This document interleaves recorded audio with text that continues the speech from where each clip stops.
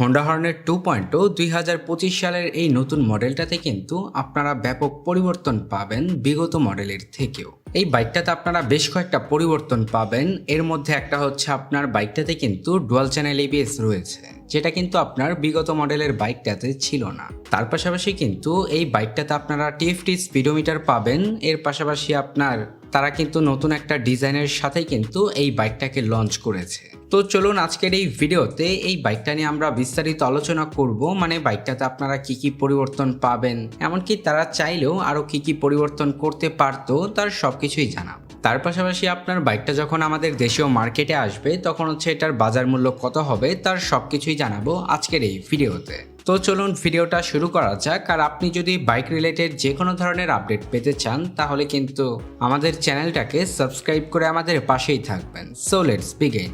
প্রথমেই হচ্ছে আমরা বাইকটার লুকস অ্যান্ড ডিজাইন এবং এর বিল্ড কোয়ালিটি নিয়ে কথা বলবো।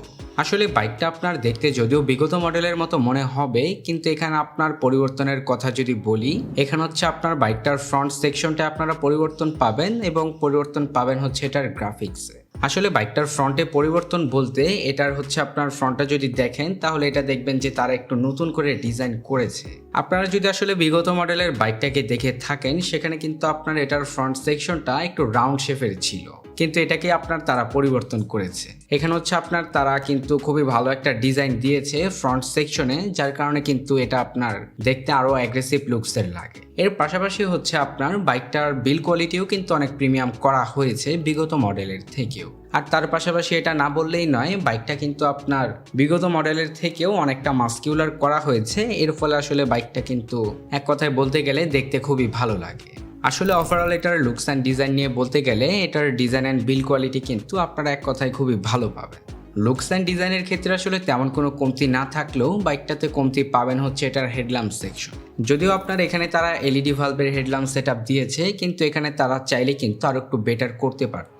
যেমন এখানে যদি তারা LED projection headlamp set up দিত তাহলে আমার মনে হয় আরও ভালো হতো। সেক্ষেত্রে আসলে একদিকে আপনার বাইকটা যেমন দেখতে আরও আকর্ষণীয় লাগতো, তার পাশাপাশি কিন্তু এটার নাইট ভিজিবিলিটিও আরও ভালো পাওয়া যেত। তো আসলে সব কিছু মিলিয়ে যদি বলতে যাই, এখানে তাদের অবশ্যই কিন্তু একটা LED projection headlamp set up দেওয়া উচিত ছিল। এই বাইকটার হেডল্যাম্প সেকশনে কিন্তু আপনার নতুন করে একটা ডিআরএল সেট আপও কিন্তু অ্যাটাচ করা হয়েছে। তো এই আর কি সব কিছু মিলিয়ে যদি বলতে যাই, এখানে আসলে তারা কিন্তু একটা জিনিসই চাইলে পরিবর্তন করতে পারত।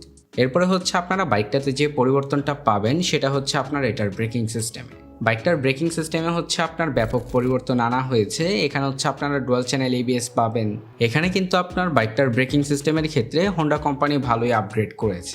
এখানে আপনারা ডুয়াল চ্যানেল এবিএস পাবেন। এর ফলে কিন্তু আপনার বাইকটার ব্রেকিং সিস্টেম অনেকটাই স্ট্রং হয়, যার ফলে আপনার রাইডারও বেশ কনফিডেন্ট থাকবে এটার ব্রেকিং সিস্টেম নিয়ে। আর তার পাশাপাশি এবিএস কিন্তু আপনার একটা বাইকের ব্রেকিং সিস্টেমকে অনেকটাই স্ট্রং করে।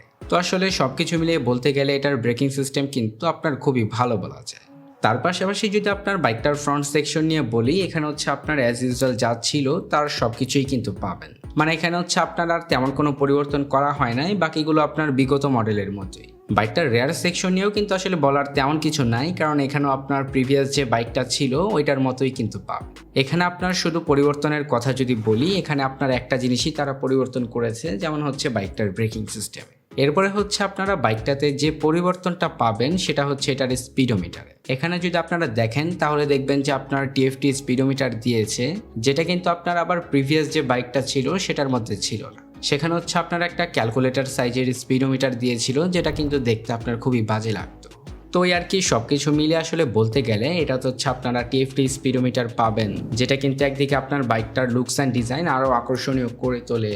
এর পাশাপাশি কিন্তু এটাতে আপনারা ভরপুর ফিচার পাবেন, যেগুলো আসলে আপনার সাধারণ ডিজিটাল স্পিডোমিটারগুলোতে কিন্তু থাকে না।